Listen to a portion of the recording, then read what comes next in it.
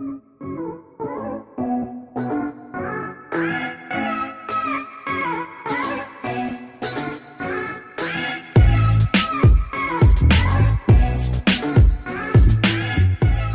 guys, welcome to the first episode of our vlog.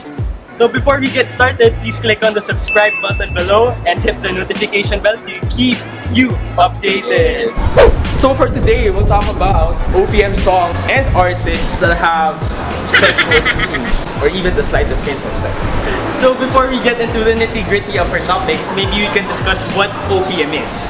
Ang OPM o Original Philippine Music ay ang mga musical performances ng mga kapwa nating Pilipino.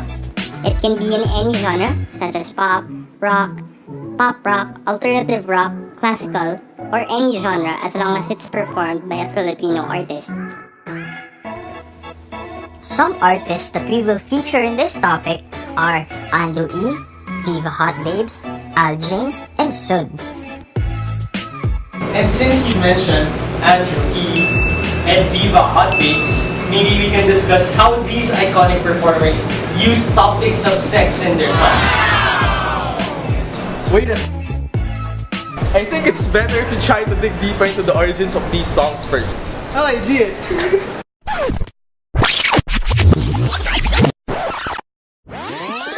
A crime, Proclamation number 1081, placing the entire Philippines under martial law. We all know how the Filipino masses protested during the martial law era. Revolutions were done left and right and even underground. To pacify the masses, the Marcos administration developed a propaganda which made use of bomba films and nudity in prints to divert the attention of the Filipinos and to distract them from the reality of the Philippines during that time. In simpler words, the rise of the bold stars along with their explicit films were used to pacify the masses. According to Isagani Cruz, ang kabasusan ng mga Pilipino, not only are these bomba films widespread in mainstream TV, there are also videotapes distributed in other countries as well. According to him, there are groups of women called friendship societies. And there are businessmen who take advantage of these women to pimp them out to other men, their patrons, whether Filipinos or not. The administrations of Cory Aquino and Ramos tried to suppress these severing explicit contents. But despite the suppression, creators resorted to subtle messages through radio ads and songs. Thus, this gave rise to the artists who tackled low-key sex as their theme for their musical pieces. Dito na papasok ang mga kanta ng Viva Hot Babes. Who could forget their songs?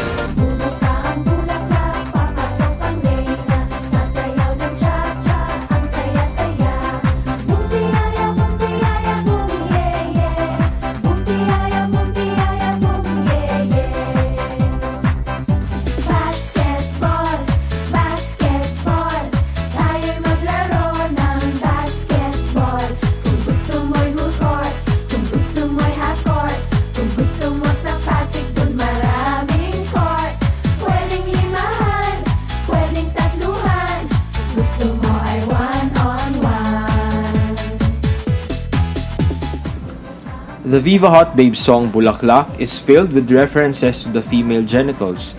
In the lyrics, ang bango-bango ng bulaklak and ang pula-pula ng bulaklak, they made a double entendre between a fragrant flower and a virgin vagina. In another one of their songs, Basketball, the act of shooting the ball is a metaphor for sexual intercourse. Also, the lyrics, kung gusto mo sa Pasig, dun maraming court, imply that the persona is inviting the addressee to have sex because Pasig is known for having a lot of motels, which is usually a place for casual sex. Lastly, there was also a subtle hint that the persona singing is open to an orgy, as the lyrics go, pwedeng limahan, pwedeng tatluhan, kung gusto mo ay one-on-one. Given that most Viva Hot Babes members starred in bomba films, it is not surprising that sex is the primary theme in most of their songs and performances. Well, CJ, you're not a 90s kid if you haven't danced or even sang along to these songs. Well, I remember when we were children, like these songs were, well, they had a very happy vibe, like they were very upbeat. But as children, we didn't even know how or what even basketball meant. Basketball, the game, basketball. So like now that we're grown up, I don't even know how or why our parents allowed us to listen to those songs anyway. Yeah. I would say that these songs were used as propaganda during the martial law era. How so? Well, they used the pleasure of sex as a tool to distract the people from the atrocities and everything bad that's happened during the time. Aside from the other forms of media, we can see how the songs of Viva Hot Babes gives us a different perspective on women objectification. With their songs, we can also feel the low-key subtleness or the desire of women on sex. I've actually read an essay by Isagani Cruz and he said, kung babae ang nagbabasa, ang pinapalagay na kamalayan ng babae ay kamalayan ng lalaki. Kung babae ang nagbabasa, ang pinapalagay na kamalayan ng babae ay kamalayan ng lalaki. Which I think makes sense because society has always been patriarchal. And it's not only our consciousness that builds our culture, but also our practices and traditions that we have formed over the years. Aking mani di ko pa nahalikan when the night has come. Yeah, at pinatay ang ilaw. O madalas lumalabas banyo queen. Si Oliva yung sinamarin, pero siya'y bitin pa rin. Siya'y bitin pa rin. Gusto niyang lagyan ng magarit para aking lasapin. Aking lasapin. In one of his most famous songs, Banyo Queen, Andrew E. tells the story of an encounter with a seemingly sexually promiscuous woman. In fact, there are hints in the song. For example, the mention of Malate can allude to the Malate of the 1990s, which was the red light district of Manila at the time. This could mean that the female persona in the song is a prostitute. Also, the mention of ménage à trois or household of three is very telling of the sexual activity that the woman engages in. For example, threesomes or three-way relationships. Lastly, the lines madalas lumalabas banyo queen and madalas lumalabas kay banyo queen mean two things. First, the woman goes out a lot to have sex, and second, it can refer to the frequent vaginal discharge during sex. Well, CJ, I just realized it's very concerning that we grew up to these songs. We listened, or we were forced to listen to these songs without even knowing their true context when we were children. Oo nga and because listening to mainstream music doesn't really have an age requirement. Everyone and even the children gets access to these songs. Like, they get Internet. to hear how the sexual innuendos are used in the songs. And with that, we can also hear it in the TV ads, commercials, even in the radio. That's true. And it's so accessible to everyone. I think the most concerning part of it all is how it shaped our generation thinks and how it became embedded into the consciousness of the youth. Actually, there are a lot of forms of how sex is used in mainstream music, but we don't really have the time to tackle all of them. Now, moving on to the next part of our discussion, we had the OPM independent artists. As much as mainstream OPM loved sexual themes, there were also independent artists that used sexual innuendos in the lyrics of their songs.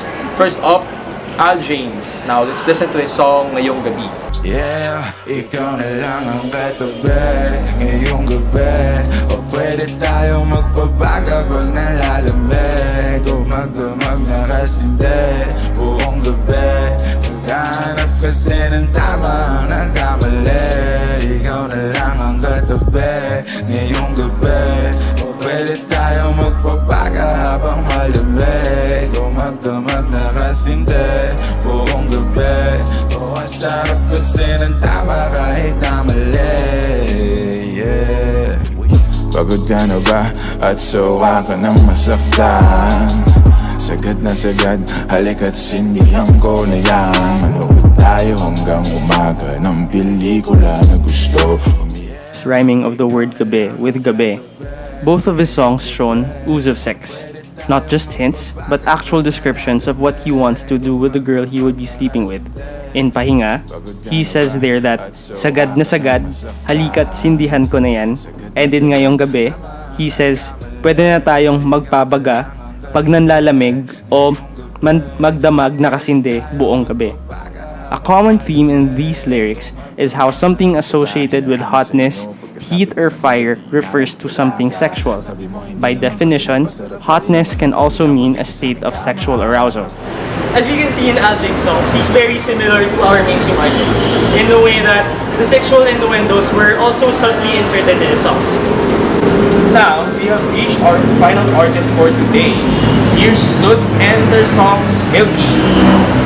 You got a little bit of sex in you, and it's all I wanna do. Girl, you're all I wanna do. Playing harmonies on your skin. Ooh, you silk like hips, those conscious lips, as sexy as can be.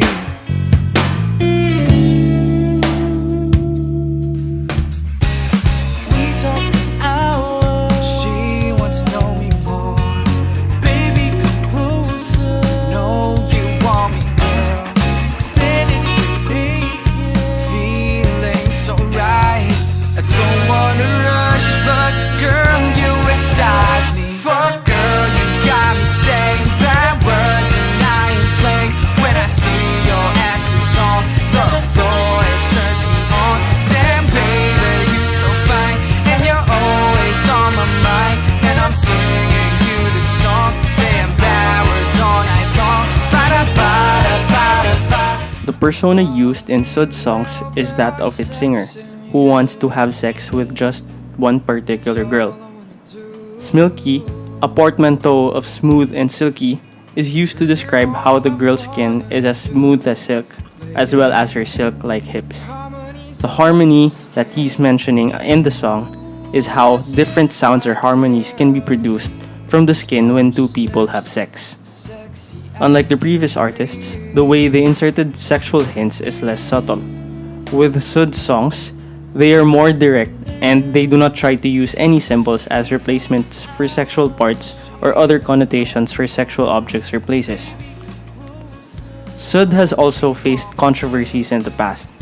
Their Pulp magazine cover in 2016 was misogynistic. The cover shoot shows two women dressed up in lingerie and looking like they are planning to do something sexual with each other. The theme of the shoot made it seem like the members were filmmakers to a lesbian porn shoot featuring the two women. Now, Sud is usually banned from multiple local concerts and music fests because of cases filed against some of its members for sexual misconduct. Definitely, Sud's songs are very vulgar compared to the other artists that we showed earlier. By discussing their persona, by giving specific details of how they are feeling with the girl that they're with. Now, as you have seen from our clips, independent artists have also inserted some sexual innuendos and themes into their music. Some are subtle, some are not. But at the end of the day, they have the same target audience, so the similarities with mainstream OPM are not that surprising. But we can't really stop or force these artists from removing the sexual innuendos in their songs. Since, as you said earlier, their target audiences are young adults or millennials such as us, who are very interested or very aware about sex. Now, we should remember, however, that these sexual themes are not only found in songs. They're actually very widespread across mainstream media. Actually, when we look around or everywhere that we go, we can see how sex is used in these advertisements, as seen here. Headshot. Sit down. Frank. Stick up. Headshot. Sit down. Stand up. Bait it. Bait it. Bait it. As we have seen in the TV ads and commercials that were flashed earlier, we can see that the tool that was used to pacify our fellow Filipinos in the martial law era is now used as a powerful marketing strategy in order to sell. As they say, sex sells. Not only that, but sex has become an everyday thing for us Filipinos. Who would have thought that the songs that we listen to have double meanings in it? That's right, JP. And it has already come to a point in our life where we use sex to cover up our problems in life. In the literal sense, sex can become an unhealthy vice for us millennials. Despite all these, music with hidden messages can actually be useful for us. For one, music faces less restrictions, especially pagdating sa mga age na mga naka-access nito. In a sense, this form of Philippine literature can be used to combat problematic views and stigmas surrounding sexuality and other topics that may be viewed as taboo. Since there are fewer restrictions in music, artists can freely instill messages in their songs that could build a positive view among the youth that is more inclusive. A key matter to note is that once this notion hits mainstream, pwedeng mapasa ang mga ganitong klaseng beliefs not only to other songs, but also to other forms of literature such as books, vlogs, and other forms of literature that are very popular with the youth today.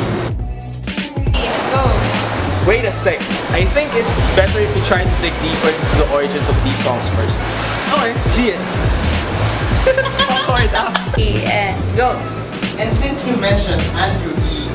and ano ko mag-suggest? Akala ko after na Viva Hot Music. Okay. Pwede naman, Andrew E. Tapos Viva Hot and go. So that's it for the first episode of our channel. So I hope we shared something interesting for you guys today. Again, don't forget to hit the subscribe button and the notification bell to keep you updated. And go. And since you mentioned, thoughts. I've actually read an essay by Isagani Cruz, and he said, kung ang nagbabasa ay babae, ang pinapalagay na kamalayan ay mali. Kung babae ang nagbabasa, ang pinagpapalagay... said, kung ang babae... no! Fuck yes!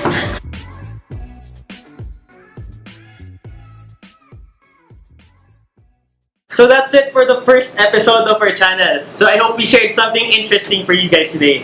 Again, don't forget to hit the subscribe button and the notification bell to keep you updated. Peace out! Peace!